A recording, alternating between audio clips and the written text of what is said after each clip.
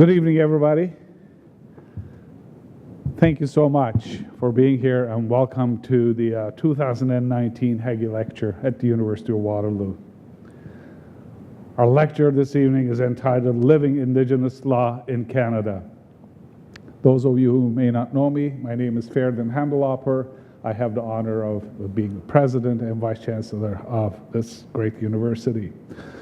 And before we continue with this evening's lecture and discussion, it is important to acknowledge and pay respect to the elders, past and present, of the neutral Anishinaabe and Haudenosaunee peoples. We are gathered today on their traditional territory as the University of Waterloo sits on the Haldimand Tract, the land promised to the Six Nations people along the Grand River. And I would like to take this opportunity to thank my colleagues at the Faculty Association for having thought of and organized this great lecture for this evening. The Hagey Lecture has been a staple at the University of Waterloo since 1970, when it was first created to honor our first president of the university, President Gerald Hagey. Since then, this preeminent lecture continues to welcome insightful and thought-provoking speakers that challenge and engage our student, faculty, staff, and community members. We've had the pleasure of welcoming Nobel laureates to award-winning writers, journalists, historians, astronauts, many who've been here and spoke at this wonderful lecture event. The sharing of stories, perspectives, research, and experiences are integral to our personal and institutional growth. Today's lecture from the esteemed Professor John Burrows is sure to be no exception.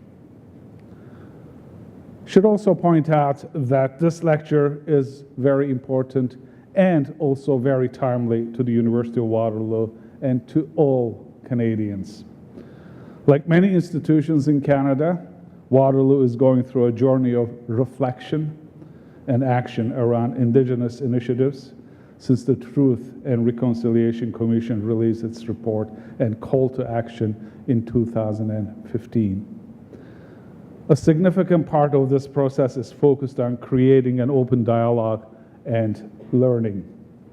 It is vital that both do not end.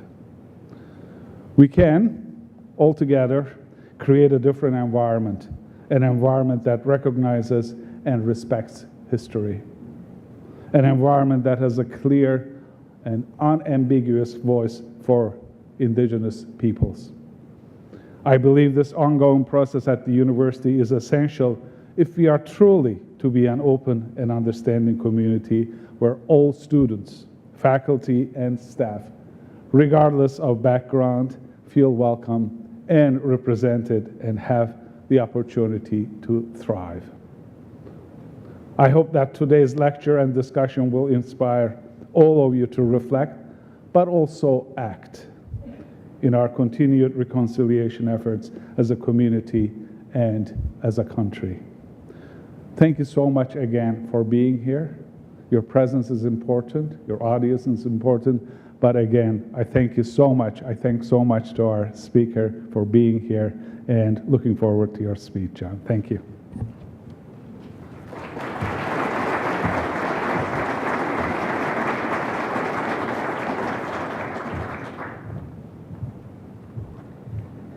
At this time, I'd like to invite up the Sadijirota, the Waterloo Indigenous Students Center, students, staff, and friends of the center drum group. And I'm also going to have Heather George, a PhD student, come introduce the song for us.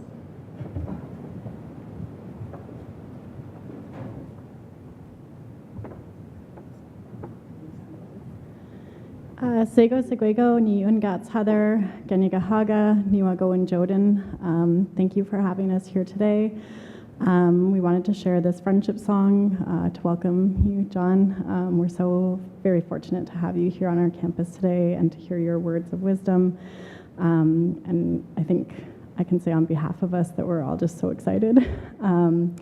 So we've got some former graduates and members of the Indigenous Student Center, the staff that supports us, the students, members of the Indigenous Student Association, and we're really pleased to share this friendship song with you.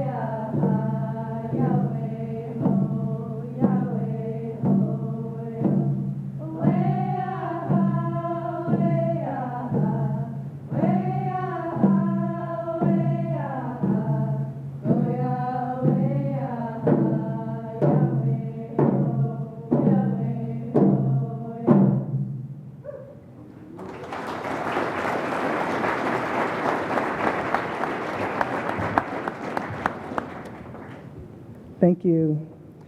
Tansei, hello. Laurie Campbell and Itsika-sun. I have the privilege of being the director of UWaterloo, the Waterloo Indigenous Student Center. Tawau, kitata miskatinawau. Welcome, and I greet you all with a handshake. And I think I speak on behalf of all of us when I say,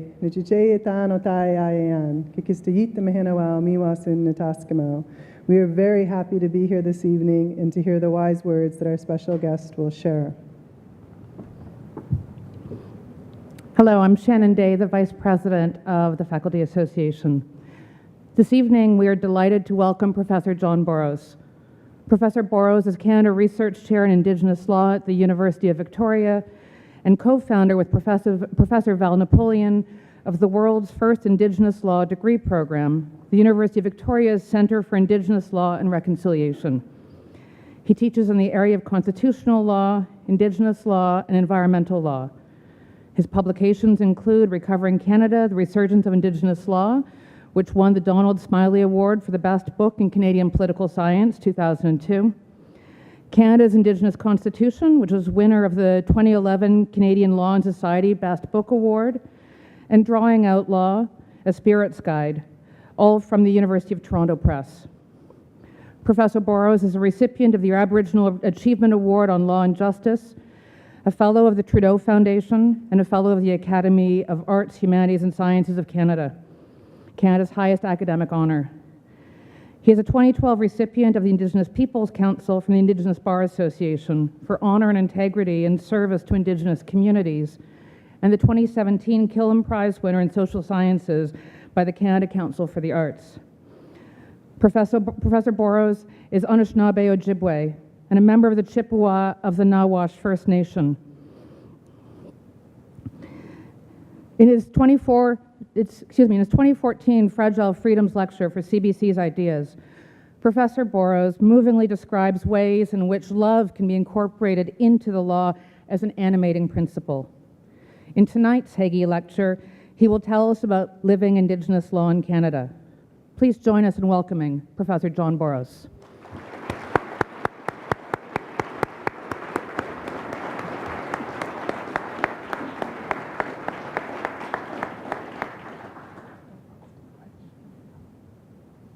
And I offered tobacco tie to thank John for sharing his words that we'll all be able to learn from this evening. Thank you.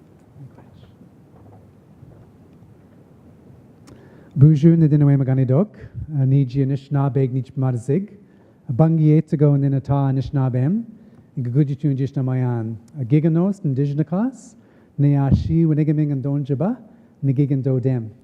I'm grateful for the opportunity that I have to be able to speak with you this evening. And I'm thankful for the Faculty Association for making this possible and the Hagey Lectures. I'm really pleased to have heard that beautiful song. And as I was listening and breathing deeply, I felt the heartbeat that's there. And I hope that as we're together with one another this evening, that we can also find that same kind of synchronicity that was present in that song. I'm also grateful for the welcome from the President, and I'm very delighted to be here at the university and had a tour today, and I'm very excited by what I see here. As you can see behind you, the title of this lecture is Living Indigenous Law on a Living Earth. And you've got a picture from my reserve, which is Nea Shiwinigaming, or the Cape Croker Indian Reserve, which is about 3 hours, perhaps, north of here on the shores of Georgian Bay. And I want to talk to you about law as it comes from that site, and then generalize and reflect with you on some of our journeys in introducing Indigenous law into the more formal realms of professional practice and academic education. When we think about our laws as Anishinaabe people, we think about where we came from. And one of my elders that I learned a lot from, Basil Johnson, said that we came from the stars, and that when children are born, that children are gifts from the stars. And when we gather often as Anishinaabe people, we often use the rattle, and you can see a small rattle here just off in the corner. In fact, I was at a wonderful unveiling of an art piece today on campus where Don McIntyre was able to explain Anishinaabe art that he's designed with people from this campus and other places. And at the end of that experience, he also used the rattle. The rattle is these seeds of sound that crash together, and they reverberate and produce thought as we join our voices to those sounds, those seeds of sound in the rattle. And Anishinaabe people use the rattle in that way because it's an imitation of those first movements of sound that took place who knows where as they were crashing against one another, and in that reverberation generated energy. And with that crashing together, that generation of energy, they began to reverberate out through time and space. And so we use the rattle because it takes us back to those origins. It helps us remember that we are from somewhere else, but the waves of energy that get embedded in the earth and around us come from another time, another place. The rattle here in Anishinaabe is called shigwan. Right? You can hear in the word shigwan the notion of this kind of expansion of sound. Well, that traveled through vast distances, and sometimes when Anishinaabe people begin our work, we also do so through the drum, because the drum also has that wave that gets embedded in it, and it's another kind of projection, a remembrance that we are the product of other types of energy and matter and and influences. And so with the drum, that sound again comes through. So the word we is the word for sound as it travels, and the word for drum is de we agun. Agun is the word for instrument, we, so the instrument of the wave, but at the beginning is ode we agun. The word for heart is ode. So the drum is the instrument of sound that mimics that wave or that heartbeat that we say has been embedded in the earth and that we try to bring out when we're working together.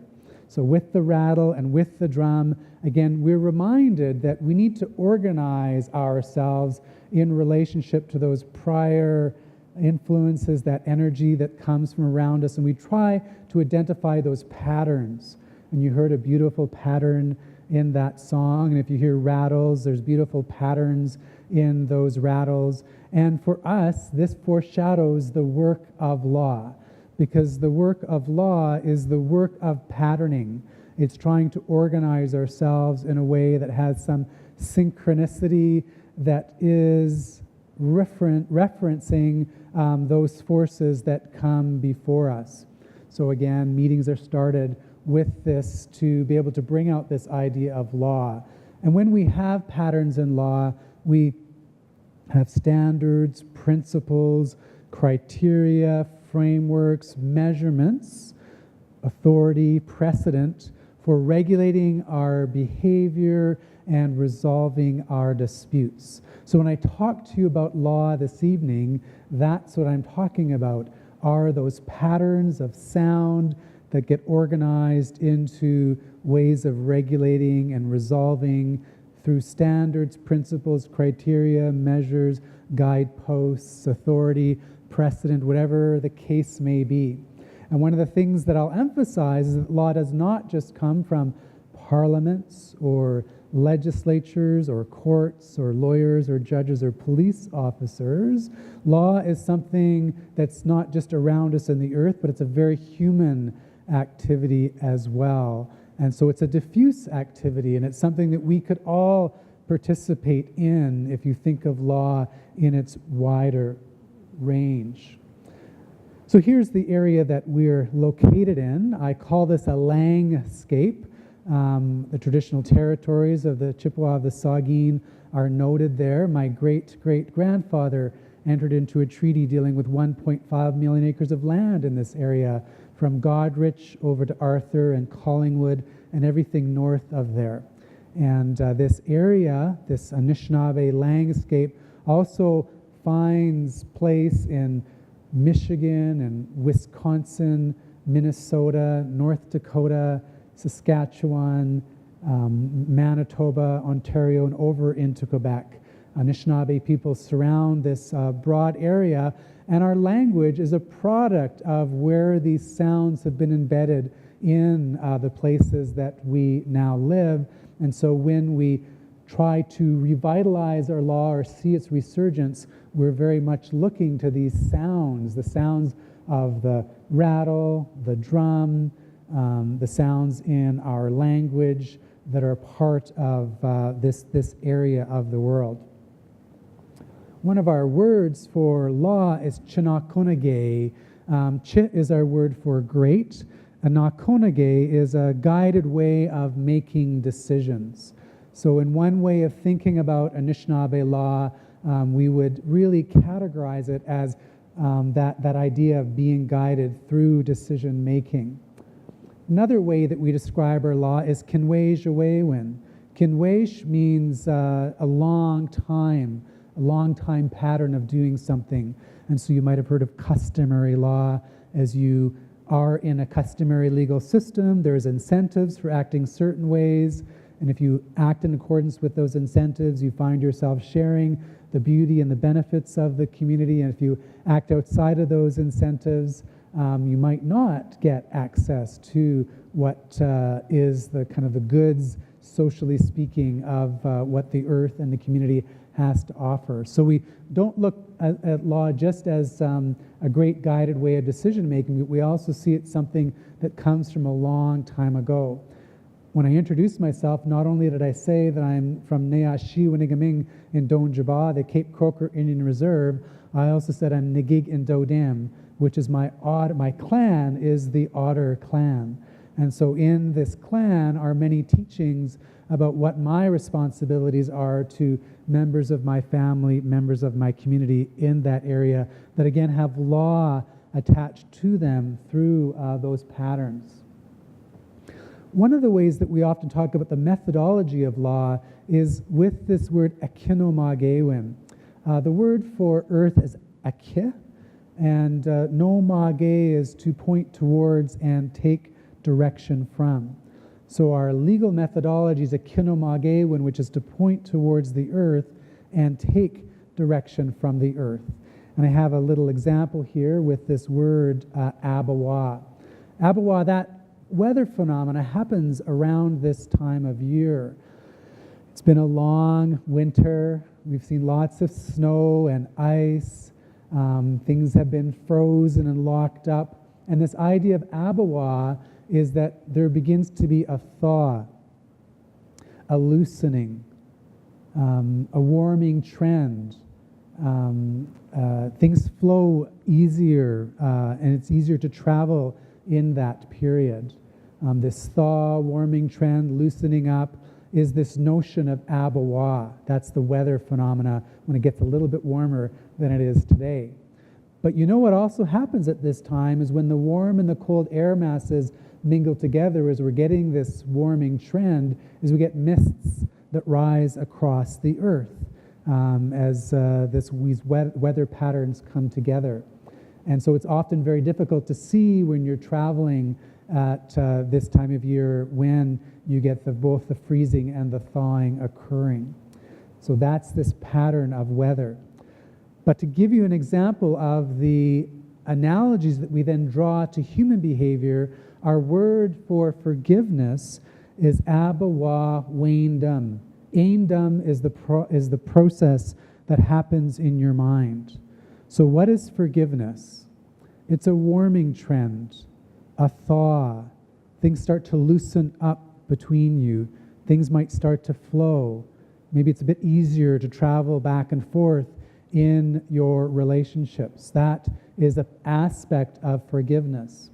But just as it takes a long season for heat and light, as the days lengthen out and the warm comes more strongly, those mists don't necessarily disappear. They're not really gone, perhaps, until end of June into July. So the phenomena is fully realized after a period of time. There's a process involved in forgiveness. And that is what we learn from the weather patterns around us. So the point I'm making is that when we want to learn about how to live, we look at the natural world around us and we try to draw analogies from that, or we try to distinguish what we see around us.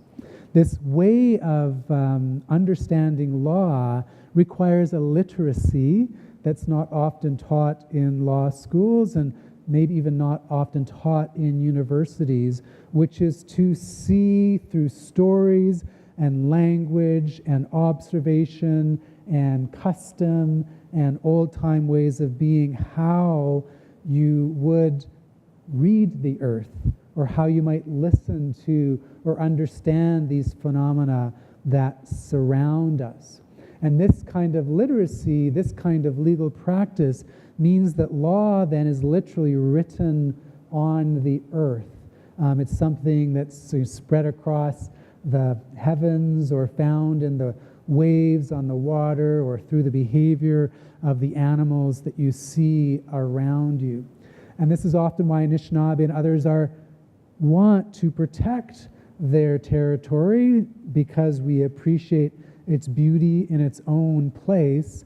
But this is a way we form our relationships of reasoning together and understanding how to deliberate with one another and persuade one another because of the ideas that we'll draw in from this process of analogy. And so there's an example of this akinomagewin, this practice of law after this fashion. The Anishinaabe language, like other Algonquian languages, is organized by principles of animacy. So I've tried to learn French. I enjoy listening to French and reading French. I'm not very good at speaking it, but of course, you know, when you learn French, you learn the nouns that are masculine and feminine, and then you attach different prepositions to that. Well, in Anishinaabe, you learn what's living, what's animate, and what's inanimate. And then this causes you to relate to the world around you in a different way, because you see things that we might consider as being inanimate in English as having agency, as having life force in them in an Algonquian language, in Anishinaabe in particular. And so some of the things that are alive in Anishinaabe are, of course, the trees and the plants and the animals and the little berries, but the rocks are also living in Anishinaabe. And so if you're thinking about creating a legal community and you think about who are the participants in that community, it's not just us as human beings, but the plants and the birds and the animals also have duties to be taken care of and not be harmed. And likewise, the rocks are also participants in that way of being too. Now, you can imagine a legal community that would see rocks as living, which would make it difficult to just go and maybe use a piece of land without considering what that land would have to say about that. And you might ask, how can we understand or hear or listen to these rocks? They don't have a voice.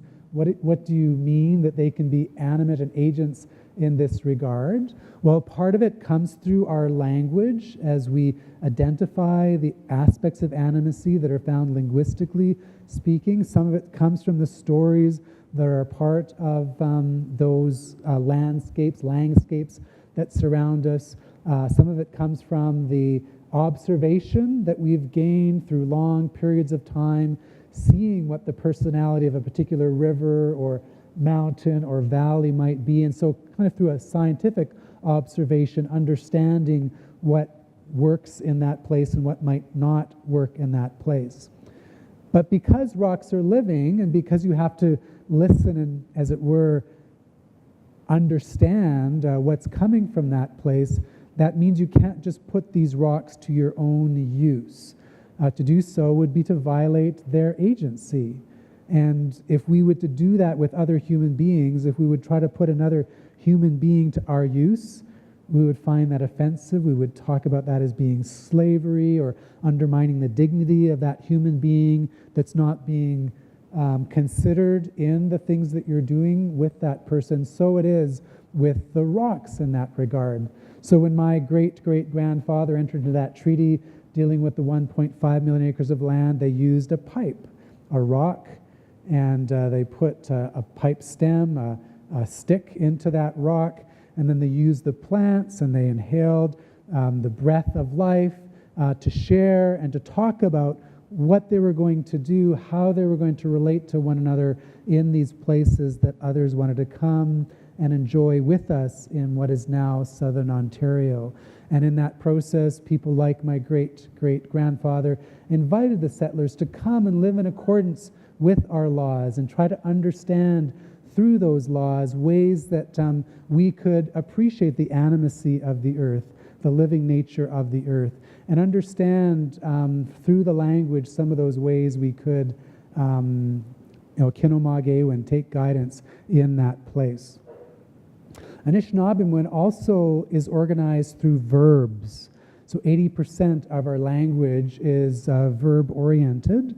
So when we would be speaking, we would be conjugating. We would be trying to figure out what the relationships are between the things that are happening to us in this world. As you know, English tends to focus on nouns, and so when you practice law in the common law context, it's often about classification, trying to put things into categories of contract or tort or property or condominium law. Whatever it happens to be, there's an area of law that you would classify that within.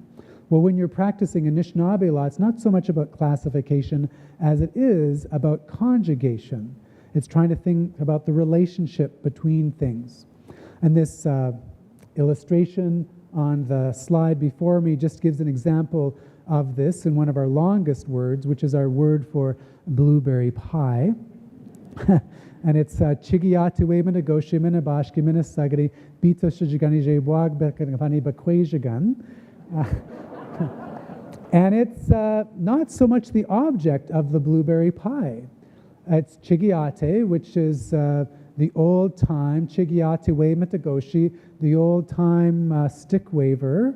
It's actually the French who came over and waved sticks at us, was the Jesuits with the crosses and the incense. So the old-time Frenchmen who will put berries between bread, spread that around, bend over, put that in the oven and watch those berries explode. So the word for blueberry pie is actually the action of making the pie, right? It's almost the recipe, the activities that go into doing that. So can you imagine a legal system that's, again, not about classifying into something as a contract or a tort or criminal law or property law, but it's trying to get at what is the activity there and how is that best constructed? And so as Anishinaabe and other Indigenous peoples are practicing law, they draw from their linguistic understandings to try to facilitate our relationship development. Now, what's been going on in our territories is that Anishinaabe people have been taking these verbs and they've been living by them in their sort of customary lives, but now they're going into constitutions. And you'll find them in the preambles of constitutions. Sometimes you'll find them in the articles of constitutions that are being created. Sometimes it'll be in legislation or policy guides. For instance, the Chippewa of the Thames have produced a consultation protocol, and in that protocol, they've embedded many of these verbs. And then when you go across the border into Michigan, Wisconsin, and Minnesota, these words find themselves in tribal court judgments as well.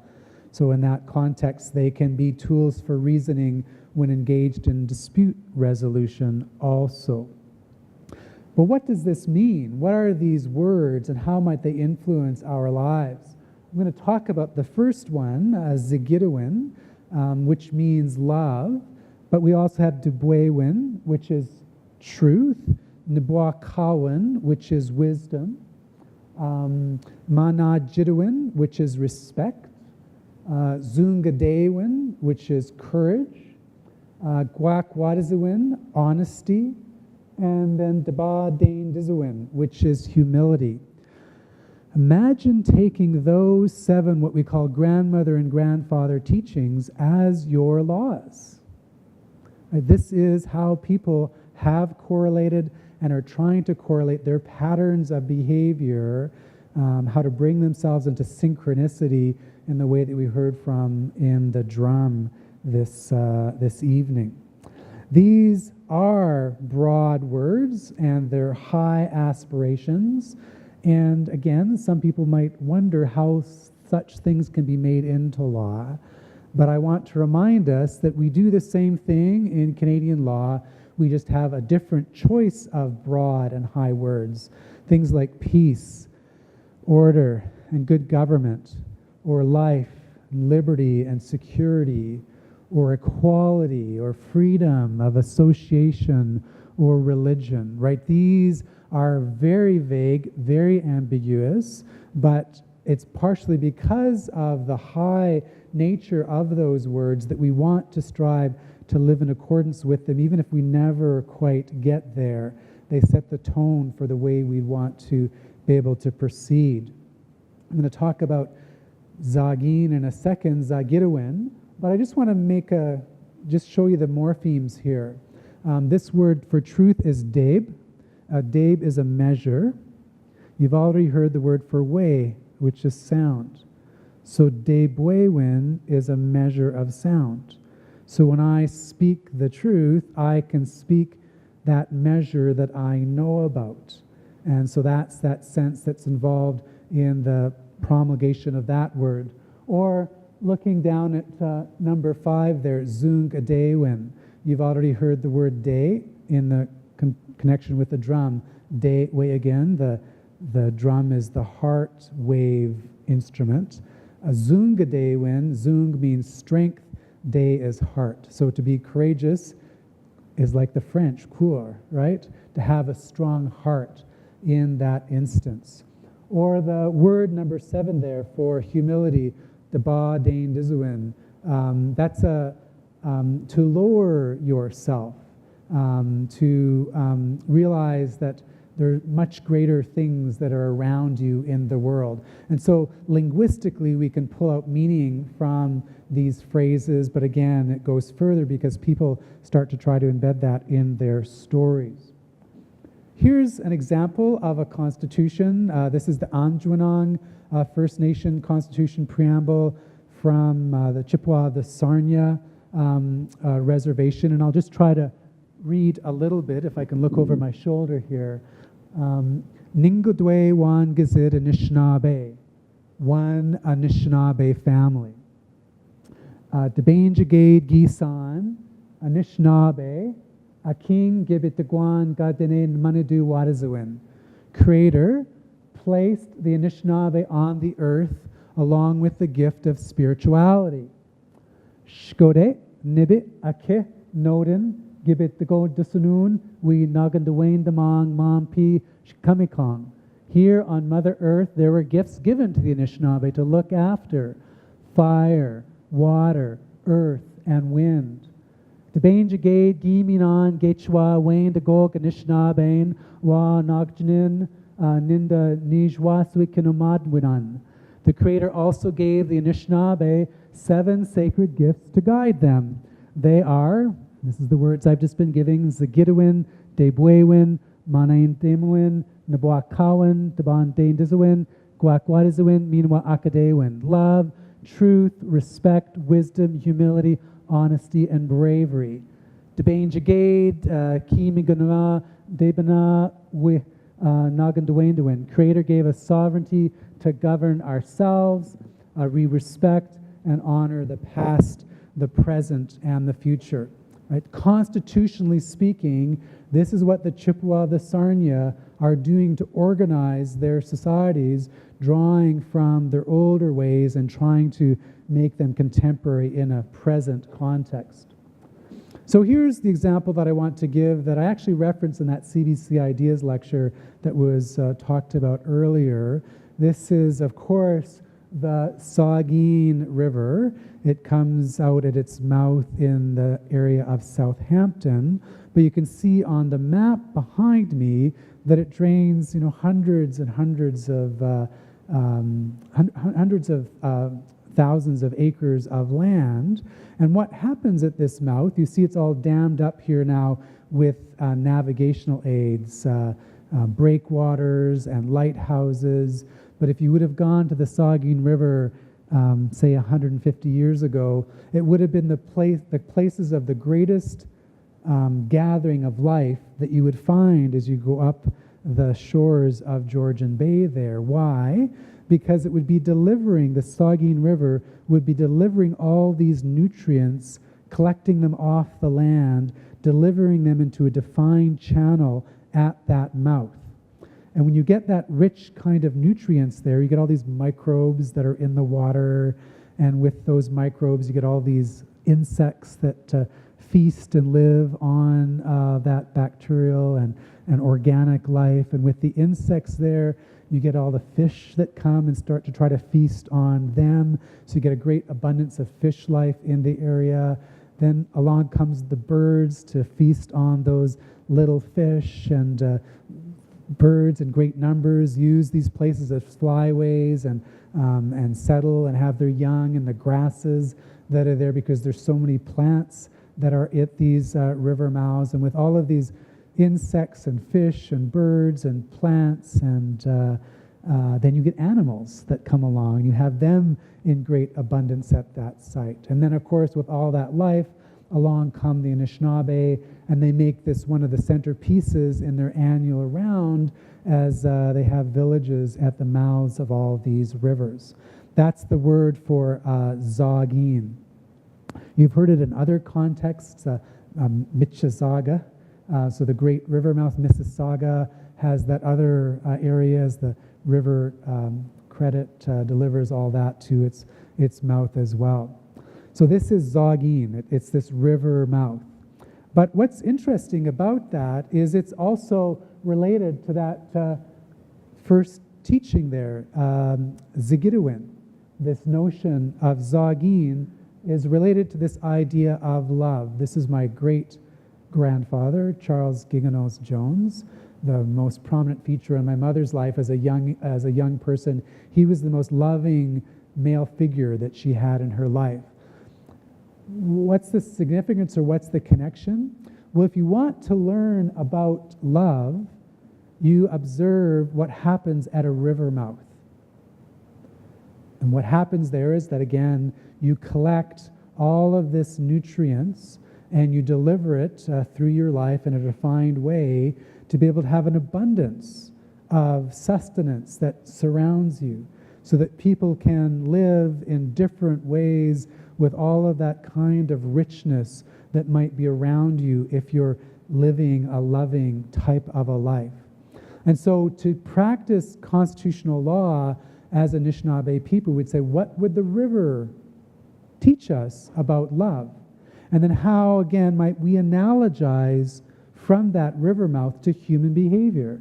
How can we collect and deliver and find that kind of rich and vast nutrients that we might expect in those places? And when treaties were signed, they often talked about them for being as long as the river runs. And if you would have translated that into Cree or Anishinaabe, you would have had this idea of zage coming through. Also happens to be that our word for sun shining on us is zagate. Also happens to be the word for grass growing or life bursting out of the ground is zagibaga.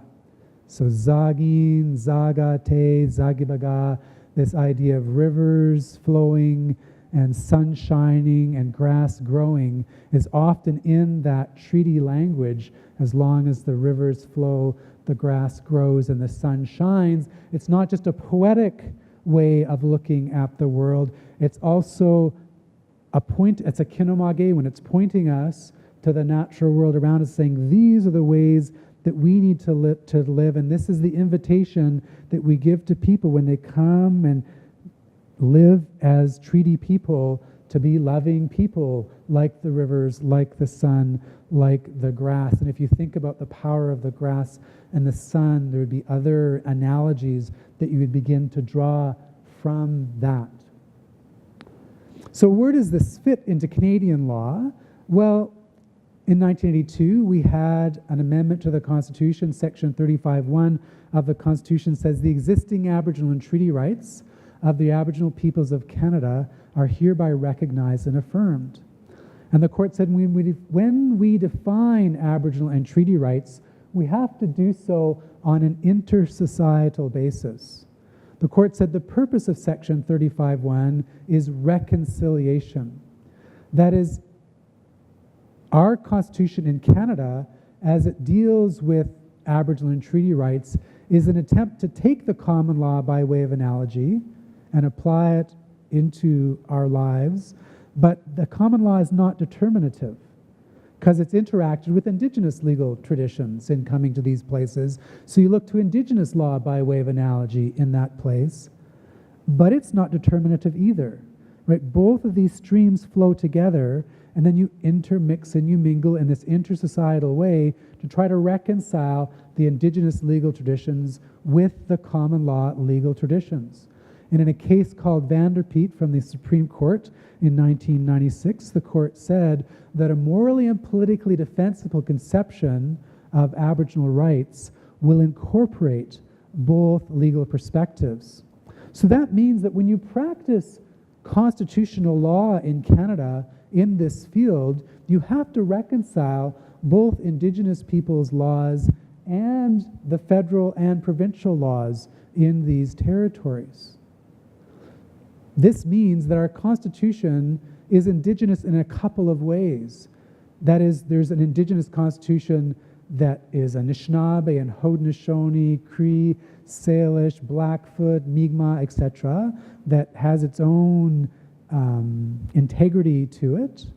It's Indigenous in that fashion. But then our Canadian Constitution is also Indigenous in that it has to be homegrown, has to be made in this place by either relating to Indigenous peoples through treaties and then by receiving an invitation through treaties to set up a common law regime in the area, or where there are no treaties like in British Columbia, that those rights and those titles are reserved to Aboriginal peoples and they are not extinguished and they're there until such time as an arrangement or recognition occurs.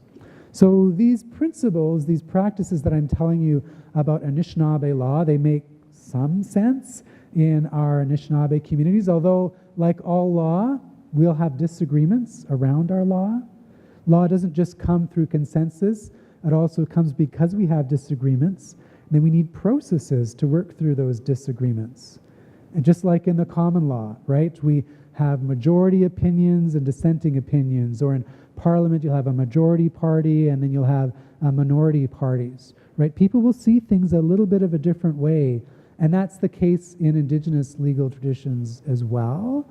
But you'll have these traditions and then you need to find ways to, again, this process of reconciliation. And so this is the framework that our own Supreme Court of Canada operates under. This is also an early framework that we had as Crown and Indigenous peoples. There's way too many wampum belts up here for me to be able to talk about in the next few minutes, but you have a belt at the top there with a little circle in it, and it's all white. There's only one of them illustrated. It's the dish with one spoon wampum, the treaty that the Anishinaabe made with the Haudenosaunee to have peace in this place. And then you have a belt over here that's labeled 1764, where 2,000 Indigenous peoples gathered at Niagara in the summer of 1764 and entered into a relationship with the Crown of peace and friendship and respect. This occurred after the 7 Years' War that went on around the world, and when the French were defeated at the Plains of Abraham, the British realized they couldn't just assert their will in North America because the Indigenous peoples were still here. So they produced something called the Royal Proclamation of 1763, which tried to reserve lands to Indigenous peoples and said that Indigenous peoples wouldn't be molested and disturbed, but at the same time belts were passed back and forth to indicate the nature of that agreement. You have this other belt here, which the Haudenosaunee call the Guswenta, the Turo Wampum agreements to live together in peace and friendship and respect. That's the white of the wampum. But then these two purple rows, which represent the rivers of life that we sail down. So you can imagine on one river of life is the British in their ship of state controlling their affairs, and on another river of life is, say, the Anishinaabe or the Haudenosaunee and their canoes controlling their affairs. So there's a nation-to-nation relationship. There's some measured, separate autonomy there, but at the same time it's occurring in peace and friendship and respect. It's not all about difference, nor is it all about separation. It's about trying to work those two things together at the same time. So the ideas that the Supreme Court of Canada is developing today are ideas that we had from the 1700s in our territories. This last wampum that's reproduced many times is the 24 Nations belt, which means that if the British wanted help, they would pull on the arm beside them and we would come along and we would pull their boat to shore. Or likewise, if they needed help, the rock on the other side, if we needed help, we would pull the on the other side, and we would come to mutual aid with one another because our arms are linked together. So this is an old vision, but it's also a new vision. But you can also see it's a vision of constitutionalism that's homemade. That rather than think about our country being created through doctrines of conquest or inferiority of Indigenous peoples through terra nullius or the doctrine of discovery, the agreement, our law flows from deliberation and participation and intermingling, as it were. this is what I've tried to talk about through my career, different books that I published. There's a case book that deals with this through the Canadian legal lens of the Supreme Court of Canada. But then just through the years, trying to examine how Indigenous law, in particular Anishinaabe law, might interact with the common law. And as I've done so, gone through these years, I've started to work with colleagues and students from across the country so that now there's a literature that is 30, 40 years old, people trying to go into depth about the things that I'm talking to you about. This book, Laws Indigenous Ethics, is the one that's coming out next month, and each chapter is one of these grandmother or grandfather teachings. So the love is the first chapter, truth is the second chapter, honesty, etc. And so trying to find ways to make that more prominent. At the University of Victoria, now we've been trying to institutionalize, that is, create structures to organize our understanding or our patterns of what law might be, not just from an Anishinaabe perspective, but from coast to coast to coast. And so you can see on the board there's been many things that we've been doing as a university over 40 years to bring Indigenous law to light. We've had law programs that we've offered in the Arctic, different chairs, and now the newest innovation is we have an Indigenous law research unit. We work with 50 communities across the country, and they come to us with questions about families or water or business development, fisheries, just human questions that communities need answers to. And they say, we would like your help in identifying our laws so that we can take our laws and use them to answer the question that we have before us. And so with that invitation, we work with them and we synthesize, and there's a long process that I can talk about in questions if you're interested, that eventually ends handing back to them what we understand their legal principles to be and what their legal processes are, and then they take them and they create their own legal instruments. And so some of the things that we've been involved with are environmental assessments, criminal justice initiatives, agricultural ideas, food sovereignty questions, species protection, mining, forestry, fisheries and water, housing, city and regional planning, parks and green belts, easements, conservation, capacity building, habitat restoration, green energy, investment and trade, treaties, Aboriginal and treaty rights. So many fields of activities that they can use their laws to try to address. Again, laws being criteria, principles, standards, measures, guideposts for regulating behavior and resolving disputes that come from the language, that come from the stories, that come from their experiences on the land, that come from people talking with one another to get a sense of what those patterns are that I was talking about in the beginning of my presentation, and how they can be made new. Tradition can be the dead faith of living people or the living faith of dead people. And our challenge as Indigenous peoples is to make our traditions to be the living practices of those that have come before us, rather than something we just preserve that's kind of dead to us, even though we're living. Some of these instruments are put into constitutions and put into statutory-like documents, but some of them are sung. So the Statlian people, when they went through their process, they created a constitution song. That's the way they felt they would put it out there. Others might dance and put that the meaning of the law into an embodied expression so that people can remember what the criteria, principles, standards, guideposts, measures, precedents are in that place. Not all law has to be read, right? You can sing law. You can dance law. There are many memory devices that we can use to correlate what our authorities might be. And now at the University of Victoria, we have launched a 4-year joint degree in the common law and Indigenous law. And this is our class as they gathered in September in our big house on the campus. One of the Métis women here speaking on behalf of the students who are over in that far corner, indicating their enthusiasm and their celebration for this to begin. This program is the first of its kind in the world. It's the first time that Indigenous law has been taught in a formal academic setting alongside the common law after this pattern.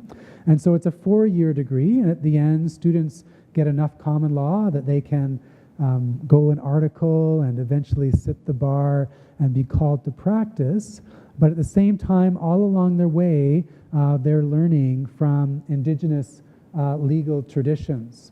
And so one of the experiences these students are going to have is in their 3rd and their 4th year, they're going to be immersed for an entire semester in an Indigenous legal tradition.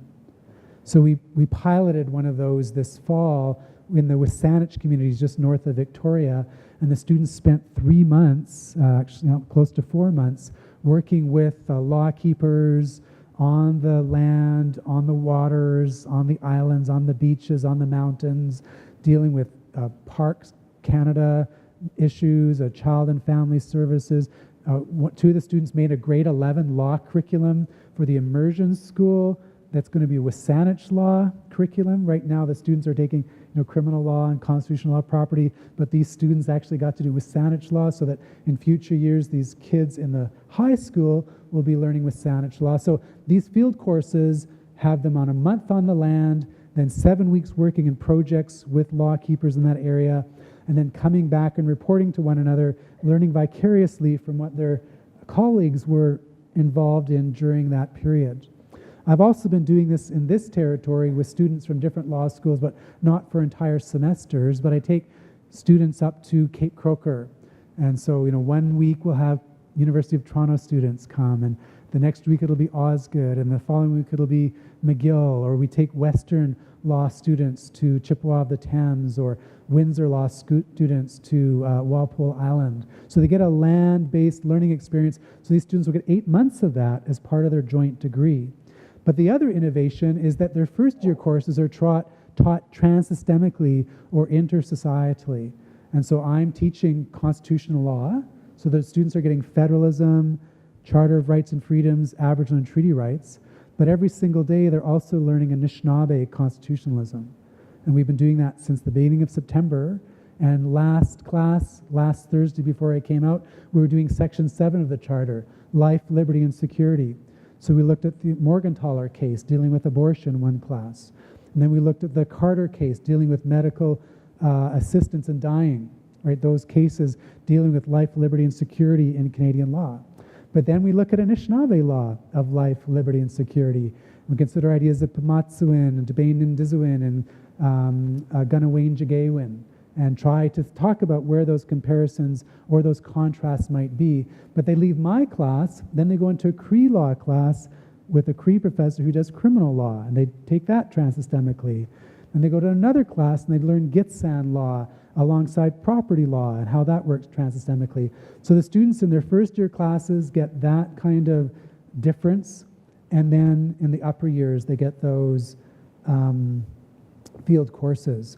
In some ways, this is an innovation on McGill's program, where students learn common law and civil law at the same time, right? And we've long thought about our country being bi-juridical, being common law and civil law oriented. This is just trying to open the door and say, you know what? We're a multi-juridical country. On the ground, de facto, because these laws are still there at Six Nations and Mississauga, the New Credit, but it's also de jure. These laws are also constitutionalized, right? Aboriginal and treaty rights are recognized and affirmed, and you can't recognize these rights unless you draw on that stream of Indigenous law as a part of that. In January, I taught a course at the University of Toronto, which was an Anishinaabe law in Toronto class. So I can walk around Queen's Park and Tattle Creek and Spadina. You can teach Anishinaabe law in the middle of a busy city as well, because you can practice that Akinomagewin, even though there's all of these buildings around, because robins are still singing and streams are still flowing and cedar trees are still there, et cetera, et cetera. So this is the work of living Indigenous law on a living earth, and these 26 students that we have this year are just a delight to be able to work with every day. We have 300 law students at UVic when we just had the JD program. We're going to have these students join us 25 a year for 4 years, so we're going from 300 to 400 students. We're increasing our student body by 1/4. And then just last week in the federal budget, the federal government announced that we got the $9.1 million to be able to construct a national center for Indigenous law and reconciliation. And we join with our other funders. We'll continue to be able to do this and work with law schools and communities across the country, trying to revitalize and see the resurgence of Indigenous law in many different quarters. These students are Indigenous and non-Indigenous by design. We want to show that this is something that can be learned and that can be learned in partnership. We do always anticipate having a majority of Indigenous students in the course, but this is important that this be regarded as something that anyone from different walks of life, if they meet the qualifications to get into law school, would be able to find themselves being involved in. These students are from coast to coast to coast, and they're Innu and Métis and Salish and Anishinaabe and Mi'kmaq, etc. And so I feel like the future is now. I feel like the notion that was there at the treaty signing of my great-great-grandfather when he said, "Come and live in accordance with our laws." I'm feeling like we're starting to find a way to be able to share with people what those laws might be so that we can all consider ourselves citizens of treaties where we can draw part of the reasons that we're here and part of the obligations that we have to one another from those processes of consensus and participation and deliberation and linking arms together, and really try to put behind us this notion of coercion and hierarchy and thinking that people are inferior and constructing law on the basis of some being savage and others being civilized. This is the idea that we do have two rows that we share in peace and friendship and respect. And it's a wonderful journey. And there's lots to learn. There's lots we don't know. We know we're just with baby steps with regard to so much of this. But we expect that we'll continue to learn. And these students are a part of that pathway of learning. So with that, I'll say miigwech bizindueg meet you ahau. Thank you.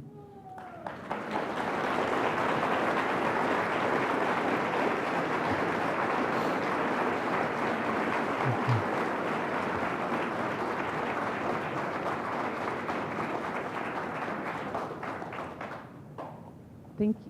Thank you. Am I here? Sorry, I'm a philosopher. I'm always asking questions like that. Am I here? I will talk about that in class tomorrow. Thank you for a talk that I, for one, will be thinking about for months to come. I'm sure that I'm not alone. We have some time for questions, and we have a microphone in the middle of the room, and I know that you'll be eager to ask Professor Burrows your questions. So please, if you have a question, come to the microphone, and we'll try to get as many happening as we can.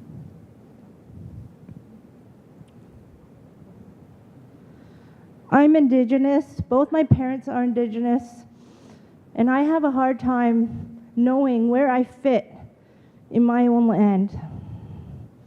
I see the dead raccoons on the side of the road and say, why do they have to give up their home to accommodate all these immigrants? Archaeology, they find a native village. What do? They dig it up. And then they build whatever they want to build there. Why do natives even have to give up their grave because people are fascinated? You don't see people digging up graves of white people or archaeology digging up graves of you know, why does this happen? I don't understand. And it's a big thing, archaeology. Oh, there's an old village, there's a native grave site. Get the archaeologists in there. Why? I mean, I think of that, and we don't even have the right to be buried. I mean, what happens when the good Lord comes back and says, raise these bones? All the bones are going to be in some museum?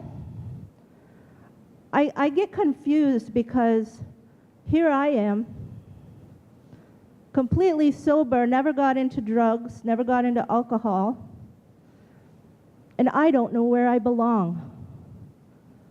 All around me, people are lost. They're doing bad things. They're killing each other. They're stealing cars. They're killing themselves. And these are my people. And we're supposed to accommodate all these immigrants that come into this country. Did the people that made these treaties know that they were going to face the non-stop coming of immigrants to this country?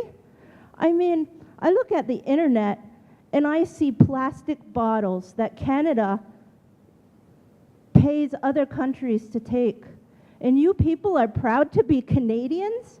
And I saw a train with numerous thousands of tanks being shipped out to be sold to different countries. And this is supposed to be called a peaceful country? And you guys are proud to be Canadians, and even are trying to master the Indians? Try to get to be a better Indian than I am?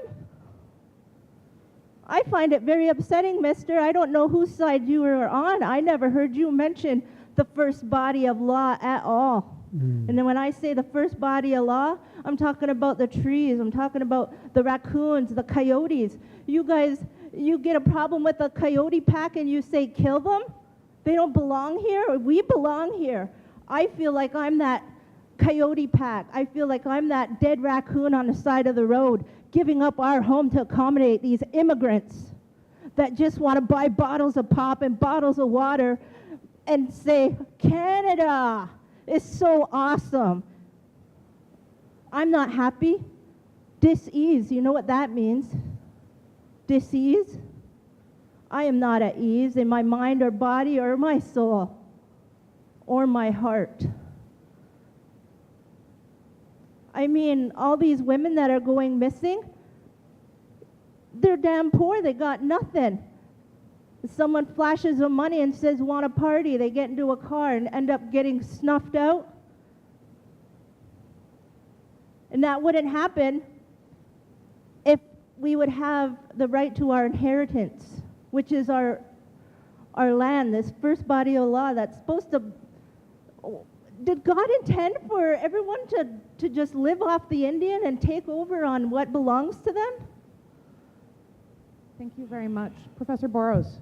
Yes, I'm so appreciative of that view because I think it's absolutely right. The truths that have been spoken here are as powerful as you've heard them. And I think it demonstrates why we need to have a change in what our standards are, what our principles are, what our processes are, because the chronicles of wrong are there as long as our arm. And so I really appreciate and think that needs to be absolutely a part of the way we deal with this work, is to always take account of what's just been said and act on it. Here in the province of Ontario, because we have Ottawa and Toronto all within one province, I sort of feel that there's a bit of an opportunity here because what we do in the province of Ontario gets spun out.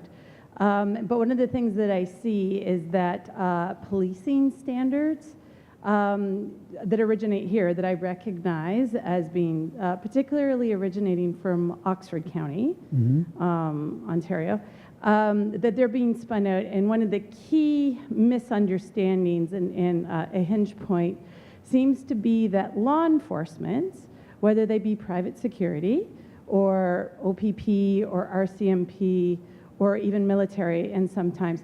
Often they are very confused as to title. So this is where it comes back down to land and jurisdiction.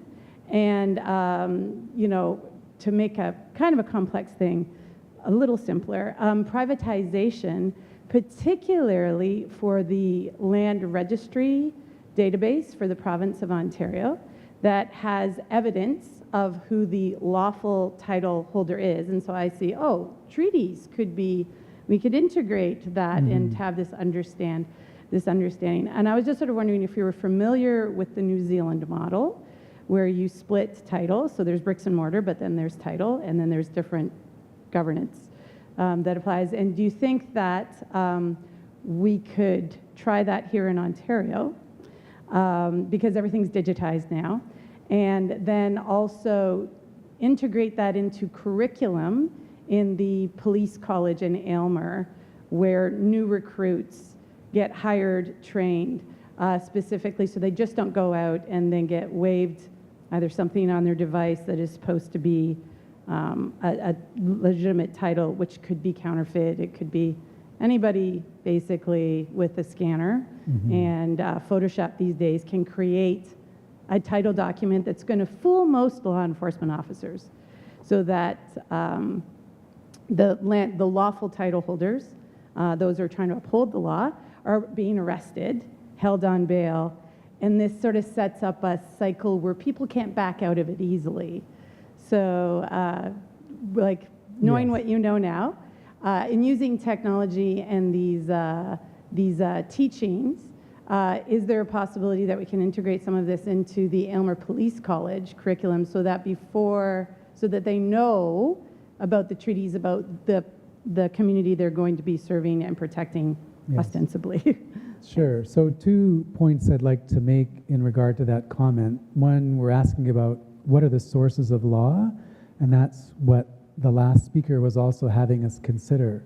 What is the source of law? Where do we find our roots, and why aren't we looking after the raccoons and the trees and the others? And then this notion here is, where does title come from in our province, and why isn't there a recognition that treaties or Aboriginal rights might be a part of that? Now, so that's the context of the question. What are the sources of our law? You can try to create technologies that would provide standards for judgment for police officers, or through title searches, or to go into police colleges, etc., through, you know, registries and statutory guidelines or regulations or other sorts of materials. And in New Zealand, you get some of that occurring. Rivers are now recognized as having legal personality in that setting, and there's bodies that allow for that kind of search and identification of who has the right to be where and under what circumstances. But what I really want to say is that it would be so much better if we could find ways to internalize this, right? Rather than we always have to have things at a certain level written down, but if we could find ways to carry around better customs in our relationships right now, so that the ethos of the law was in accordance with what I'm talking about, I think that would be the preferred way of going. I'm sorry if that sounds too convoluted, but I'm just trying to say that when you have law, you have formal mechanisms of law and you have informal mechanisms of law. And there are many countries in the world that have great formalities, good law on the books, but don't necessarily follow through in the streets. And what I'm saying here is that we need better law on the books to do what you've described and what our previous speaker described. But then just through our relationships, we need to find ways to carry around better laws in the streets. And that's the love and the honesty and the kindness, the humility, the respect, etc. Bonjour. I'm a Mi'kmaq PhD student at Laurie, And I'm really quite taken by the artistry on your work, this one and the next one. And I'm just wondering what you see as the role of the artist in terms of academia, in terms of law, Yes. in terms of even PhD work, Indigenous PhD work. I think law is hugely owing a lot to the arts in an Indigenous context. We saw the wampum belts; those are art as well as law. Songs and dancing I've already mentioned. These paintings and these books are done by a graduate student, Estella Wheatung from Curve Lake. And the book you have there is the conflict between the underwater beings and the sky beings, and how that often sets a path for Indigenous peoples, Anishinaabe people, to live in the midst of. And she's done graphic novels in that regard. She does beading. There's some people that are, through the work that they do with those little spirits, those beads, also come to communicate what, again, our standards, principles, criteria might be. So the arts has a huge role to play. Even our scrolls as Anishinaabe people are works of art, and they can only be looked at or used by a select group that are in those societies, but nevertheless pull on that visual side of understanding our traditions. Thank you for a really wonderful talk, John. A couple of slides back, you talked about an Indigenous consultancy that you do at the University of Victoria. Yes. And you invited someone to come forward and ask you how that might look in the particular. Okay. So being very unoriginal, I thought it would be a good way of connecting these kind of teachings at a very high level to an actual specific decision. Okay. So I'll show you the specifics just through an example.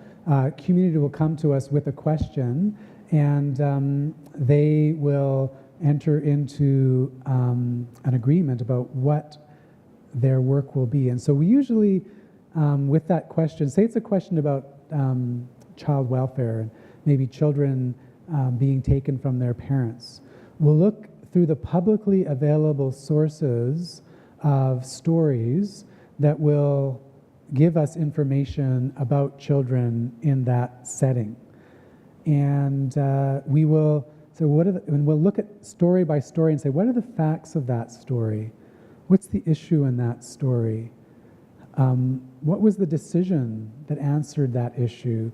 And then what were the reasons that were given for answering this question in that way in the story? So each story will break down in detail, with facts, issues, decision, the reasons for decision, and then things we don't understand, we'll bracket off. And then we'll put those stories beside one another. And again, we could have 40 to 80 to 120 of them, and you'll start to see patterns about, here are the principles that are followed, here are the authoritative decision makers, here are the kinds of remedies that might be put into place. And so when we synthesize that law, we can see the patterns about the principles and processes. As we're doing that, there's people hired in the community, and they're always bringing stories to us so that we can keep current. And then we take those stories and we go and we talk with the community and say, here's what we've heard, here's what we've understood. Do you understand it in that same way? And they say, well, we actually don't agree with those stories because it was this person that collected them and that was problematic, and for these reasons they don't have a lot of weight. But this other person, that was our grandma, and we all love her, and for these other reasons, because they correlate with this and that, they give that set of stories greater weight. So we're able to weigh the stories and diminish some of them and uplift others, and new stories are added then as we talk, because sometimes, oh, that reminds me of. And so the 80 stories might become 100 stories, the 120 stories might become 140 stories as you're sitting in groups of youth or elders or with the band council, or you're sitting with high school students, right? They add to the stock of that. And so then at that point, with that synthesis, we go back and revise and revisit, and then we hand that document over to them. They totally own it. It's not owned by the university. They can do with it what they want. Sometimes they enter into partnership with us so that we can share those stories with others through our legal education, but if they don't want to do that, it's not an expectation at all. And so, yeah, we end up with this digest of possibilities that then they go and they take and they create a Oceans Act or a Child and Family Services bylaw or a Constitution song, like I said. So thanks. I'll just note before the next question that we probably don't have time for anybody else to join the queue. Are you 3 questions or 1 group question? So we have the perfect length of queue then. We'll finish. Go ahead. Great. I actually developed a second question while you were talking, because I was thinking that must be harder to do in communities where they've had residential school repeatedly, so they've lost a lot of their stories. So you must find it hard to, I think more the eastern part of Canada, because they've dealt with it longer, to reformulate those laws in that way. Sorry, did you hear what I'm saying? Hear you, okay. yes. But that wasn't really my question, but you can kind of answer that sort of off to the side after. I was thinking more about, do you see law eventually running side by side, or do you find them, because I was thinking particularly like in tort law for the duty of care and Anishinaabe law around responsibility. Do you see the duty of care incorporating responsibility into it to become a law for all people, or do you see a simultaneous law running for responsibility versus duty of care? So I mostly see the separate responsibilities, but I see that there's points that they can be joined. In other words, I see both can be there, that Indigenous law can run in its own course and doesn't have to do much in thinking about what those other possibilities are. But there are moments when it can join up, and it won't just be wisdom for Anishinaabe people. It could be that other people would find something there that they would like to pick up and use in their work. And then sometimes, if it's an Aboriginal treaty rights case, it might actually be to compel, like in the way we do with law, other folks to live in accordance with that treaty or in accordance with that Aboriginal right. Now, the other question you answered is, when you are doing this work with stories, some people feel ashamed that they didn't grow up on the reserve, or that they lost some of those stories through residential schools, etc. And so we practice what's called trauma-informed methodologies. So we always have people there to talk with us about those traumas. We make sure that we're attentive to that, and we use their own identification of their medicines and processes when people are triggered by the fact that maybe this young law student now knows more stories than they do, and they've lived there for 50 years. That can be pretty hard for those folks. Even though it's a return and a revitalization, we really are quite strongly attentive to that trauma. Hi, I'm asking this on behalf of the Indigenous Student Association. Yes. And there's a few of us here. So on behalf of the Indigenous Student Association, how do we apply these same teachings and processes that you're talking about with law and with the development of your program to indigenizing post-secondary, if that's possible? Yes. And as it's a primarily colonial institution, and what teachings have you used, or can you share, that help to protect our health and well-being as we go through these types of processes? Wonderful. So at the University of Victoria, the Wasanich and Lekwungen people's laws are used to help us through our educational revitalization. And so we have a First Peoples House on the campus. We have elders in residence, and those elders are always the touchstone for dealing with many of the questions that we face as faculty and students. We have kind of like living professors there from these elders who help us through. There are many kinds of, like, there's potlatching where there's giveaways, there's cleansing ceremonies using cedar at different times. We have an Indigenous plan where the words that are chosen, the metaphors that are used are Wasanich constructs, Lekwungen speaking methodologies and ideas. And so, we're far from perfect, but it's great to see that Wasanich and Lekwungen people's own principles and processes are being used by the university to do the work of revitalization in that context. We had a meeting in the fall where university administrators came from across the country to work on this idea of indigenization. And I was heartened to hear that there are a few schools that are also doing that, not just taking what's there and introducing Indigenous issues into what's already present, but transforming what's present by saying, what are the standards, criteria, principles, measures, guideposts that are found in this place that can cause us to judge our work differently. So just the last point. When you're engaged in reform, I often think about issues, individuals, institutions, and ideas. When you're doing reform, of course, it's important to be talking about the right thing, the proper issue. And sometimes for some schools, that's indigenization, as that we're starting to talk about Indigenous issues.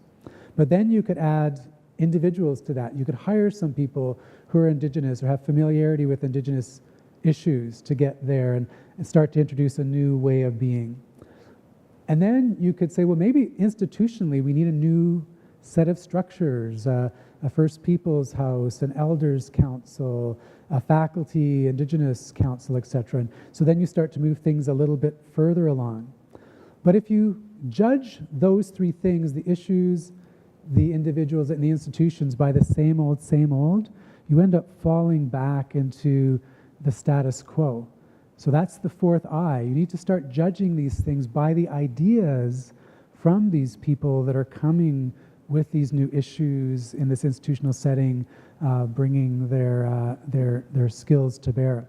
So 4 I's, right? Issues, individuals, institutions, and ideas. And it's when we're on that last front, when the ideas of the people that are close by are starting to set the standards for how you measure what you do, then I think you move things on to a different direction. Gretch, thank you. That is a perfect note for us to end on tonight. To round things off and to offer some final thanks, I'd like to introduce the President of the Faculty Association, my friend and colleague, Professor Brian Tolson.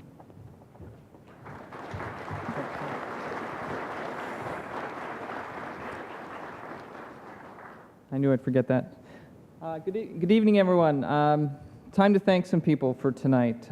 Thanks for all of you for coming out and being a great audience and asking great questions to John. The turnout is really, really great to see. I also need to thank a few other people, of course, the President's Office for helping to coordinate and co-present this lecture series. We appreciate the partnership at the Faculty Association, for Laurie Campbell and the Waterloo Indigenous Students Center, and their great greeting for John and the song. Also, thank you to Shannon for introducing and emceeing things tonight. Thanks to the Fed Hall staff for making this a great success. There's also the IR Broadcast Captioning Company for making things more accessible tonight. Alfred Yu and the rest of the Hagey Lecture Committee for choosing this great speaker and making this happen.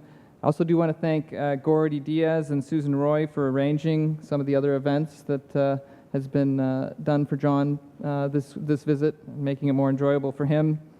I also need to thank, along with the Hagey Committee, the FAO staff member, Laura McDonald. Where is she?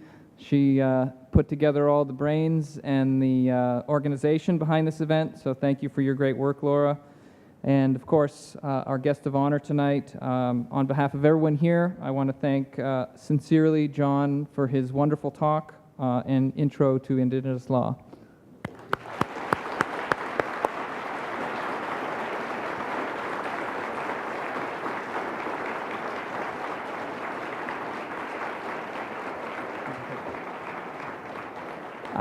Wait a minute, almost done here. I appreciate the opportunity to learn tonight. Thank you for that, sincerely. And I want to give you that gift on behalf of all the organizers for this event. It was to commemorate your visit. It was by Emma Smith. Emma is a UW alum and former president of the Indigenous Student Association. So hope you enjoy that. This marks the end of our formal ceremony tonight. We have snacks and drinks at the back, so I hope that all of you stay behind, socialize, say hi, and maybe try to catch a moment with John and thank him for coming out. Thank you all.